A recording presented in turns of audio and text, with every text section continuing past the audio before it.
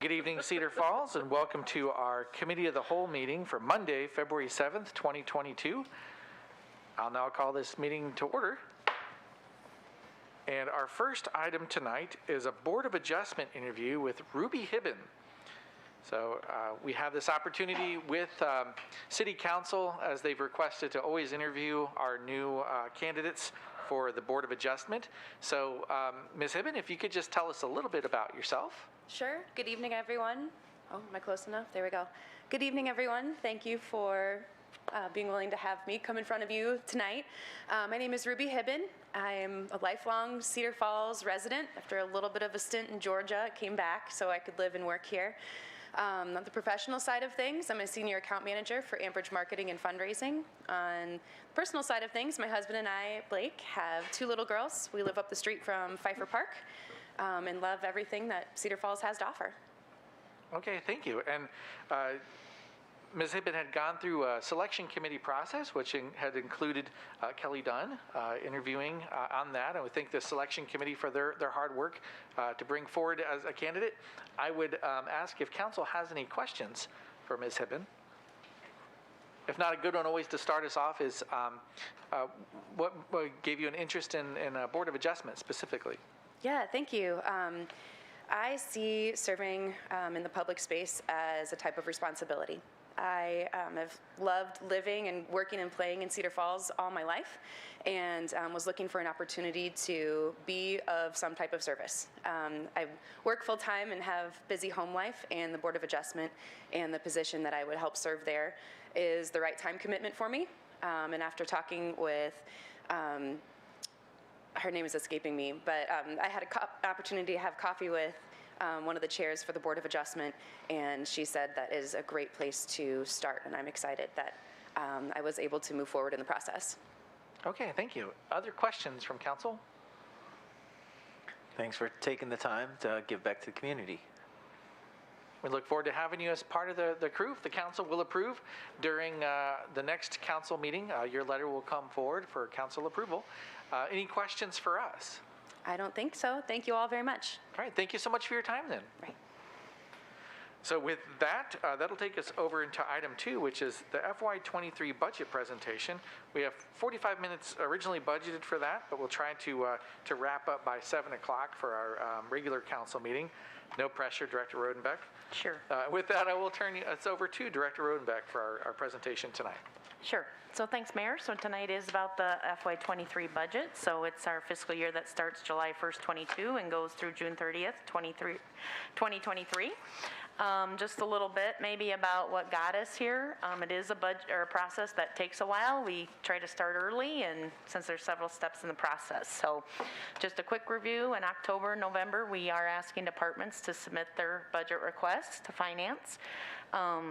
November, December, City Council holds their goal-setting sessions, and that helps staff in terms of outlining priorities, what's council's objectives in terms of budget limits, TIF, cash reserve, CIP, that type of thing. In December, we do have to file our TIF certification. In January, we just approved the CIP. We just did that process, our capital improvements program. In January, right at the beginning too, is when we get our certification evaluations from Blackhawk County. So then we can start finalizing our revenues. And in February, March, what led us to now is we're going to be in the process now, City Council holding public hearings on the maximum levy dollars in the budget. And then lastly, we'll file that budget with the Blackhawk County and the state of Iowa. So just a reminder, 2 years ago, there were some new requirements where we have to have an additional hearing. We used to only have to have 1 hearing. Now we have to have an extra one. And if the percentage increase is more than 2%, then it does take a supermajority vote. This new resolution establishing the max property tax levy has to be posted on our website and social media, so that was also a new requirement. So it'll be on all of our Instagram, Facebook, all of those pages. So again, we'll still have a budget adoption hearing as well, so there'll be 2 hearings in total. And they did move the deadline back a couple weeks to March 31st. So really just to get us started is want to just talk about some challenges. People may think It's easy, or sometimes some years are easier than others, but it seems like every year there's some challenges, and this year's no exception to that. And so I want to just kind of go through what some of the challenges are. So residential rollback did decrease this year, and we'll get to some of those charts. Multi-residential is phasing out, so you've heard us talk about that before, so all those are losses of revenue. The backfill will be phasing out with the new legislation that came last year. Costs on projects continue to, increasing. High personnel costs and wage settlements. Our health insurance fund, a big reserve, but over the past handful of years, we've had some major losses in our health insurance fund, so that's a challenge. Technology costs continue to be an issue. Our liability insurance costs are challenges. You may recall when we brought our renewal back in July, we talked about our insurance premium liability went up 41%, and that had to do with really just being a public entity. I mean, when you're talking about cybersecurity, police force, risk and natural disasters, just being a public entity made our liability insurance go up. So those were some of our challenges. But in terms of developing the budget and an actual property tax bill, we like to remind everybody there's really three pieces to someone's property tax bill. There's their valuation of their property, the rollback factor, and the tax rate. And of those three things, the city, the only thing we have control over is the rate. The other ones are determined by the county and the state. So valuations, again, this is something that's set by the county. And for us, this year in Cedar Falls, I talked about challenges, but on the good side, for us, our assessed values in Cedar Falls did go up. So we saw a 7% increase in assessed valuations, or $245 million. So I think for Cedar Falls, we know that at least we're growing. Valuations aren't decreasing, they're not staying the same, at least we're seeing some increased valuations. Just to give you a breakdown of the $245 million, so you'll see residential was the biggest piece of that, $213 million, commercial at 20, multi-residential at 12, for a total of $245 million. So, one of the things that the county does too is every other year is about revaluations. And so this year, FY23, it was a reevaluation year. So there was a county-wide revaluation, and for every residential property, the average increase was 6.35%. So what that means is my house worth $100,000 today. My house now, from a taxable standpoint or assessed standpoint, is at $106,350. Now it's the average, so of course some could be more, some could be less, but it is the average. So with everything else being equal, if rollback was the same, tax rate was the same, everybody's property tax bill on average for their home would go up 6.35%. So again, that's if everything was equal. So that's valuations. Taxes, so rollback. Again, that's set by the state, so we don't have any control over that. So as I mentioned earlier, residential rollback did decrease this year from 56% down to 54%. So again, the amount that houses pay taxes on decreased. You can kind of see on the chart there, rollback tends to kind of go up, down, up, down, up, down. You can kind of see that. And then, whenever residential rollback goes down, that really shifts the tax burden over to commercial, and vice versa. When residential rollback goes up, it shifts the burden back over to residential. So that's sometimes the flaw with rollback, is it kind of just naturally does that. One of the things that we always talk about in Cedar Falls, of course, why we're always so interested in residential rollback, is because if you look at how our valuation in the city's broken down, we're 75%, 76% residential. So residential rollback, when it goes up and down, has a major effect on Cedar Falls. I just thought it was interesting. I saw, if you saw your cityscape this time, they had a chart in there this time, by chance. And the pie chart at the bottom shows on average what cities have. And most cities, on average, are 54% residential. So again, you can see how Cedar Falls is extremely different than a lot of other cities. By the way, this was a very good article, Cityscape, because on the other page, it talks about the revaluations every other year. So if you're interested in that, it's right in there. Little plug for them, I guess. But commercial rollback. It'll be at 90% for FY23. So same as prior year, and you can see it's kind of stayed the same here for several years. And people may recall that when that commercial rollback, it used to be taxed at 100%. When it went down, then you started hearing this term backfill. And so when residential went down, commercial went down, the state promised to really fill that gap of that revenue lost. And when they first did that, the first 3 years were guaranteed, and then after that, wasn't guaranteed. And you can see for Cedar Falls, that's about $600,000 that we're losing. And so for the FY 18 to 22 budgets, we did not include it in our revenue. We didn't budget for it, but we said if we got it, because it wasn't guaranteed, then we'll use it for a one-time capital project. So that's what we've been doing the last few years. So now, kind of looking ahead, legislation last year changed that, so now there's a phase out of it. So it will be phased in over 8 years. And so what we have in our budget is budgeting for that reduced revenue and a offsetting capital project, just to be in coincide what we've done in the past. So you can kind of see over the years, it ends up being about $74,000 that we're going to lose every year for the next 8 years. I also just want to point out that there still is no guarantee. Just because they're phasing it out, that doesn't mean this year in the state legislature they couldn't change that again. So I just want to make sure that everybody understands that. Now, I assume if they have a phase out plan, they're probably going to stick to that, but just want to let everybody know about that. So then we move on to multi-residential. So we've talked about residential, we talked about commercial, now we're talking about multi-residential. So multi-residential property also has been in a phase out. So that's why you can see the chart declines. So it was an 8-year phase in, and the plan was for it to then eventually get to the same rate as residential. And so reminder, that's 54% right now. So as you can see, in 16 it was at 100%. And so really this legislation stripped away half of the valuation of our multi-residential. So for the current year we're in, FY22, it's at 67.5%. It's down to 63.75 for FY23.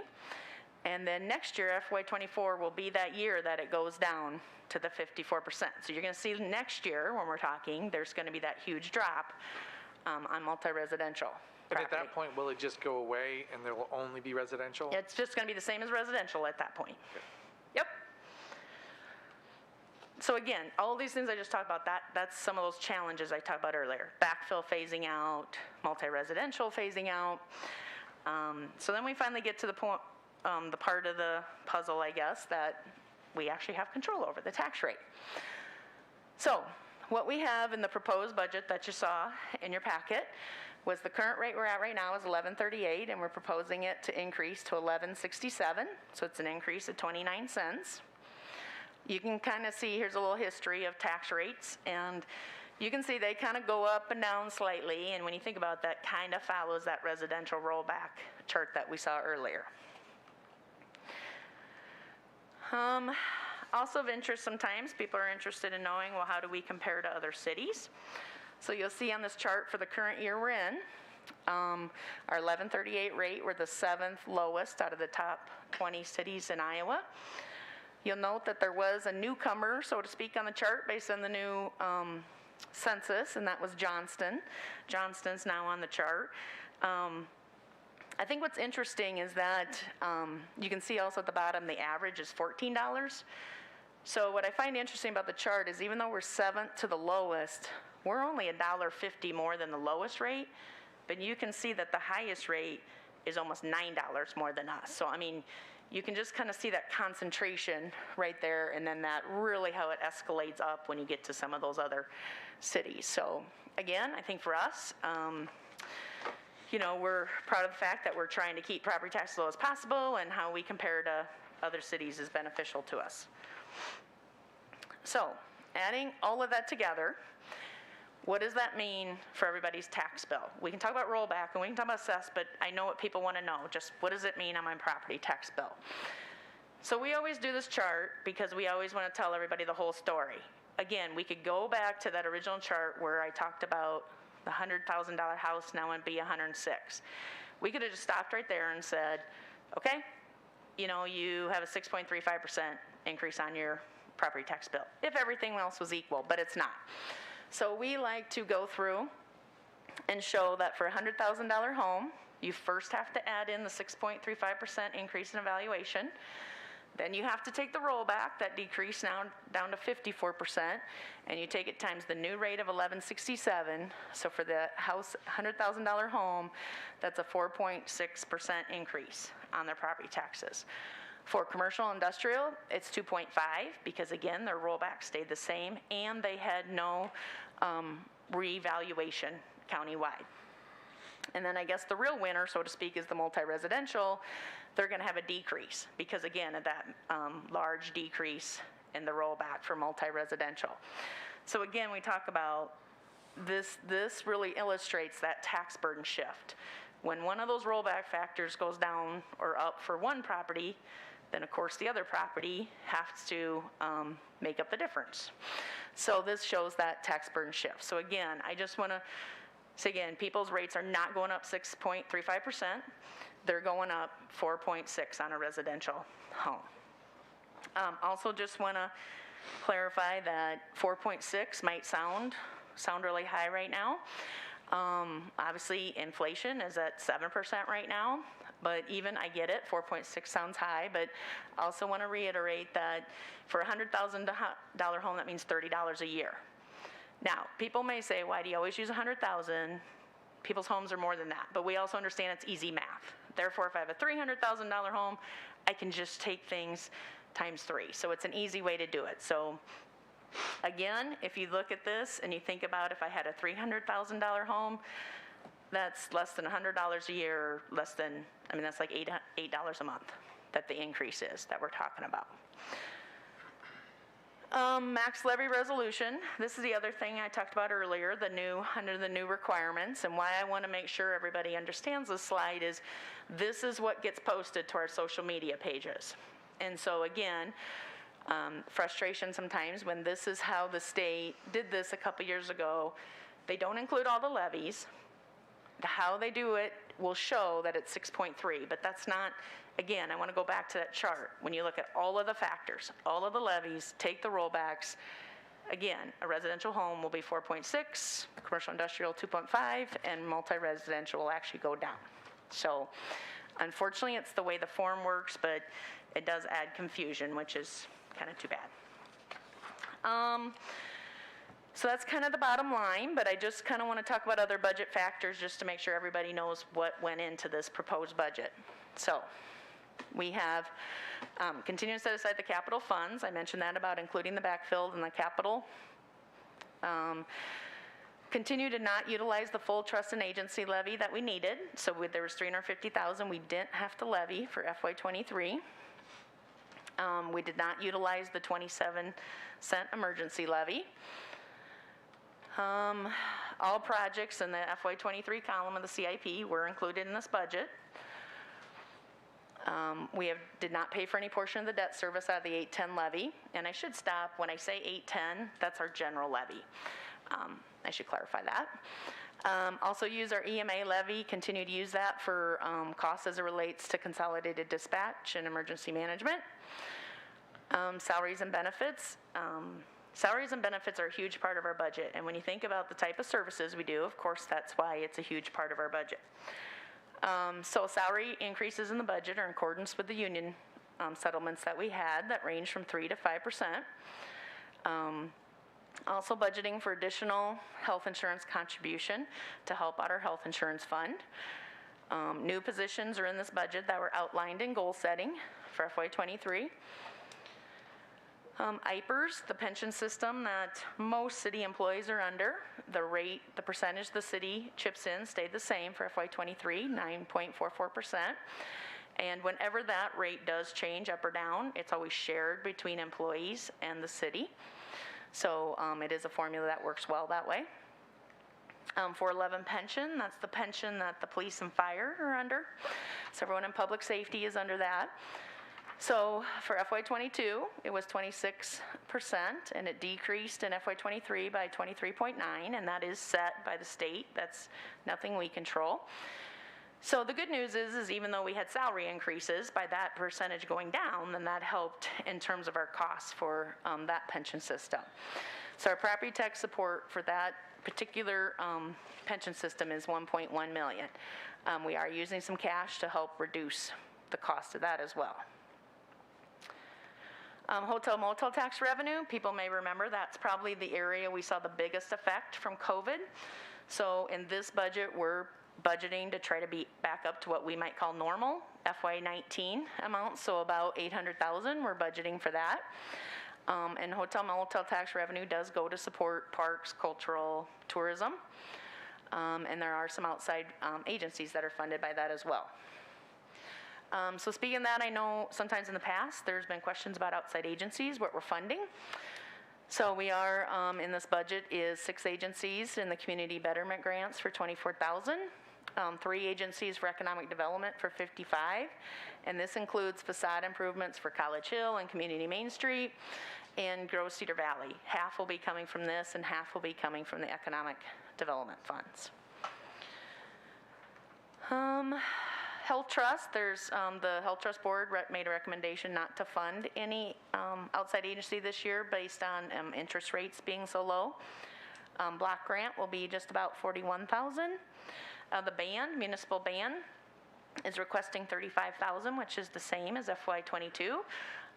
Most of you know, you've heard me say this before, that's a very unusual levy we have. We're one of, I think, only 3 in the state that actually have a levy to support a municipal band, and they're asking for the same amount.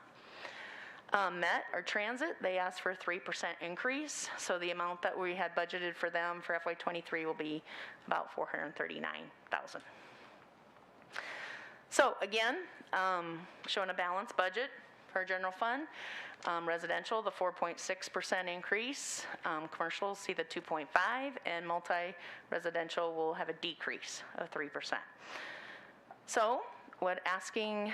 Well, I guess I should set. Looking forward, I just don't want to forget that part. A lot of times when we're putting a budget together, we're not only trying to do this year, but we're looking ahead to what we have for future years. Just like I mentioned, we're still going to have challenges. Multi-residential is going to take that big decrease next year. So that'll be a loss of revenue about 73,000. Backfill will be phased out. That's 74.5 right there that we're going to lose. So just looking at those 2 numbers alone, we're going to start next year with 140,000 less in revenue for our general fund. Other challenges we're going to continue to have is watch the residential rollback factor. We've been fortunate so far that our road use taxes, local option sales tax haven't really seen a major impact from COVID, but of course we want to continue to watch those. Health insurance costs, I think, are still going to be a real challenge for us. Personnel costs are going to continue to be a challenge in settlements. And we always like to kind of what's our growth in expenses compared to revenue. So you can see this chart, that's kind of what this chart shows us. The green line is really our taxable valuation and what it's doing, and then the top line is our expenses. And you can see that they, a lot of times, will outpace what our new revenue is, and that gets to be our challenge every year. So, but what do we have that's tools? You know, there are things that, again, looking ahead, what do we have that we can always use for tools next year if we need them?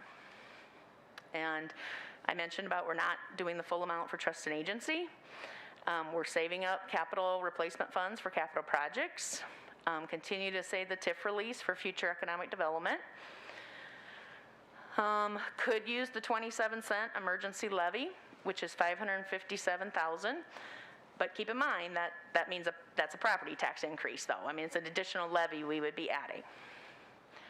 CFU has committed to a financial partnership with the city, so that's always good for us. So I guess where we're at tonight, Mayor, is the budget schedule is, so tonight at the council meeting, we'll be setting the date for the public hearing for the maximum levy. We'll get the maximum levy published and in social media pages, all that. On February 21st, our plan then would be to hold the hearing for the maximum levy. Again, just reminding everyone, it's the maximum. We can always go down. It's setting the maximum. On February 21st then, we'll set the hearing, we'll set the date for the next hearing, and on March 7th will be when we actually would hold the hearing for the budget, and at that point is when you're really approving the actual budget. So with that, oh, and then obviously we'll certify it for the deadline. So tonight, what we're asking for is a motion to set the maximum levy, the budget that was presented to you at that 22 million, The maximum levy rate at $10.92, but again, that's based on that state form. That's not all the levies. So it's really, we're proposing a total rate of $11.67, but the way the form works, it'll show $10.92. So that's the motion for tonight, Mayor, and I think that's what I have. And so now it's really if there's any questions. Okay, so we do have maybe 10 minutes or so before we need to reset for the 7 o'clock. And if we need to go past that, if there's good discussion or things we need to deal with, we certainly will do that. We don't need to start up exactly 7 o'clock. I have just a question for the tools that are available to us. You mentioned some things that we could do for levies, but that also could include deferring projects down the road, right? Correct. And I was just showing about what do we have that we can still, in other words, we don't have a budget where we're maximizing every levy that we could. We still have some room that we could do some things, but again, they mean also a property tax increase. But you're absolutely right. That's focusing on the revenue side. We can focus on the expense side as well too. Okay, thank you. And then I had a question too about, for amendments, if council members want to bring forward anything at this point, a new project or something, it still could appear in the budget, correct? It could be added to? Sure. Now, again, we're at the max, so next time we'll be having the hearing on the maximum levy, which we're going to be publishing this week because we have to have so many days notice. So our problem is we can't go above, but we can go down. Okay. So when you talk about adding a project, we could add, but we're going to have to swap it with something. Pulled. Okay. We can always subtract a project because we can always go down. Okay. All right. Thank you. I'll open it up for council questions at this point or comments. Yes, Councilor Whitteberg. So what you'd like us to do before that next hearing would be to look at different projects or ways that we might be able to reduce. Yeah, I think if people are interested and want to reduce, I think if you, give us that direction of where you want to be or what you would like to be at, then we can come back at that time of the actual budget hearing and be able to tell you, okay, now here's where we're at. This is what we heard. We could subtract these things and be at where you're talking about. But they have to be things that were only budgeted for on the CIP for the year 23. Right, and they would have to be general revenue dollars to affect the property tax levy. So, if it's something paid with local option sales tax, road use, that's not going to help the property tax levy. You would have to have a GR in front of it. Yep. GR in 23. Yep, exactly.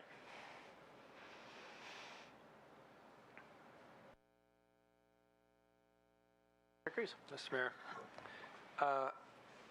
it's probably more of an explanation than anything here, but item 56 on the CIP, housing needs assessment, $35,000.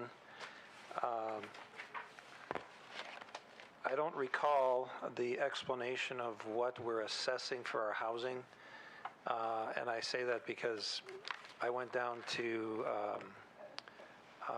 the courthouse, to the IT department, and I pulled up a listing of all our properties in Cedar Falls for bedroom count and condos and townhomes and twin flats and all the different things, and I paid $35, and I got an inclusive list of everything in Cedar Falls. $35,000 seems like a lot of money for something that, what are we doing with this data? I mean, that... Sure. I'll let Stephanie join in, but just want to preface it all with that was actually one of the things that came out of the Racial Equity Task Force was that recommendation to do a housing needs study, because I think they were trying to look at, does housing and availability of housing, how does that affect how our population is made up in Cedar Falls, or how, so I know that was just one of the recommendations that came out of task force, but Stephanie probably can give you more details about the project. Sure, and what we could provide is, actually I have a recent example. City of Waterloo's recently discussing a housing needs assessments that they have wrapped up through work with Intercog, so it can give you an example if you want to look at a pretty local example for a housing needs assessment.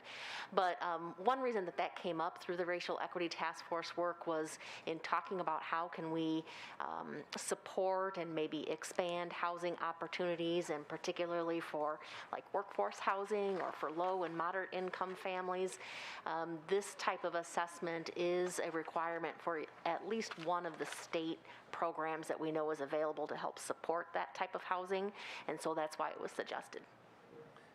So how do they derive at the cost? Is this just hours by a consultant, an engineer, or somebody that's doing this, or what? That seems high, $35,000, but... we asked Intercog what would be kind of a range for a study, but, usually anything we put in the CIP, we're talking with a consultant about kind of what does this cost so that we have an adequate number in the CIP. Other thoughts? Councilmember DeBoer. Well, just kind of dovetailing on that, I think number 59 was something that also came from that same resilience plan. I'm curious, like, things like that, how much, if they were taken out, or not necessarily taken out, but moved to next year, how much would that change that tax rate? Sure. Because I think that other item was like a 35,000, so one's 35,000, one's 25,000, so it's just 60,000. That's not that much in the big scheme of things, but $5. So you might recall last time that I had mentioned, so really about for every $110,000 that you cut, that's about 0.5% different on residential. So the example, if you would cut 110,000 residential, the impact on residential, instead of being a 4.6% increase, would be a 4.1% increase for every 110,000 that you're talking about. So if you're talking about 50,000, 55,000, 60,000, it's about half of that. It's going to be, about 0.25% lower. So instead of being 4.6, we're going to be at 4.4, 4.35. And 1% is about $8. So 1% is $8. Per 100,000? So therefore, Sure. it's $5. well, when you combine them, I was thinking last meeting when we talked about the, I don't remember, the 56 I think was the number, but it was 150,000 as to whether to put it in this year as a place marker or not. Well, that might be 0.5%, and another one's 0.25%. Well, you start adding them together and they start being significant dollars for people on fixed income. All right, so what's on the table for tonight, that motion, that request, is to set the max levy rate at $11.67 for the final. And that's, of course, the max. So is there a motion for that? Before, Mr. Mayor, before you go to motion, Sure. I'm all for not raising taxes. I'm all for trying to cut taxes. I'm also all for representing the citizens that have talked to me, and I did say I would bring up the potential for a full bathroom facility, handicap accessible at the Veterans Park. I don't have a cost to that currently, but certainly something I'd like us to consider.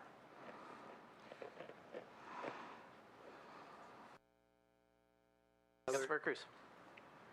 I want to say, meeting before last, we had a question on what was left from the College Hill funding, and there was an email sent out to clarify, but it was a little confusing. We got 40,000 here, and we got 93 here, and can that be summarized easily on what's left and where we're at with that? Sure, so I can try to paraphrase the email that went out. We just were explaining that in the CIP as a planning tool, we're consistently budgeting or putting in there $150,000 each year for visioning and zoning work. And so then each year's budget is what we truly have available. So fiscal 22 had a $100,000 budget. Of that, 92,000 remains. We have not started any zoning work for the College Hill project. I did put in the email that anticipated it would take about 9 to 12 months from the time we start to potential adoption, just kind of based on experience with the downtown drafting. Our contract for the College Hill visioning and zoning work was $165,000. We did have some extra steps as we went through that consideration and adoption. So at this point, the contract currently has $40,000 left. So that's not going to cover the cost of zoning work. So we would have to visit about an amendment or whatever council would like to do related to that. The 150 that we have for a placeholder, wouldn't that apply to what you're speaking of there for a shortage? Or not? If you keep $150,000 in the fiscal 23 budget, for example, is that what you're asking, Mr. Cruz? Yeah. Yes, so it could help cover that, yes. Any other questions or comments before we go to the motion? And Director Rodenbeck, I just wanted to double check. I know with the max levy, that's the max, but you said if we were to reduce anything in the CIP, it would need to come from general revenue. And I'm seeing the general revenue for fiscal year 23 only has $752,000 Is that the max we could possibly reduce? Or am I missing some other line item where we might possibly be able to? And I think you're looking at the last page of the CIP is where you're Correct. looking at probably? Yep. I just didn't know if there were any other fund items we could look at. Or if that's the most we could possibly save if we set the max levy rate tonight. But yeah, 752, correct. Now, out of projects, right. Right. Now, I mean, you can look at other things to reduce out of the budget. We talked about the staffing positions that were added in at goal setting. All those are included in here, so you could talk about staffing costs. Things that would also affect the tax rate, but it's not, how do I want to say this, is easily direct. I'll pick general obligation bonds. They have an effect on property taxes, but to sit here and say, I want to cut like 25,000 out of a GO project doesn't have that immediate, you know what I mean, direct dollar for dollar reduction like a general revenue. General revenue is right in the budget, right out of property taxes. So GO could affect it. It's just, you know what I mean? It's not going to be quite as direct of an impact. Okay. Okay, great questions. So looking at a motion to set the max levy rate at $11.67. Do I hear that motion? Motion to approve the maximum levy. There's been motions, or second? Second. Motion and seconded. All in favor, say aye. Aye. Opposed? Nay. Okay, so that does pass to set the maximum levy rate and moves us forward into the next step of the budget process. So stay tuned. Next meeting, we will be talking about the levy rate to actually approve it in council, correct? Right, so next meeting, we will be approving the max levy. We'll have the hearing on the max levy, is what will occur next meeting. And then at the next meeting, then we'll set the date for March 7th for the actual hearing on the budget. Okay, super. All right, thank you for the excellent work. Did I go fast enough for you, Mayor? Yeah, we're just fine. We Okay. got 5 to go. So that was our second item and final item of our committee of the whole meeting. So I will entertain a motion to adjourn. So moved. Motion seconded. All in favor, say aye. Aye. Opposed? We are adjourned until 7 o'clock.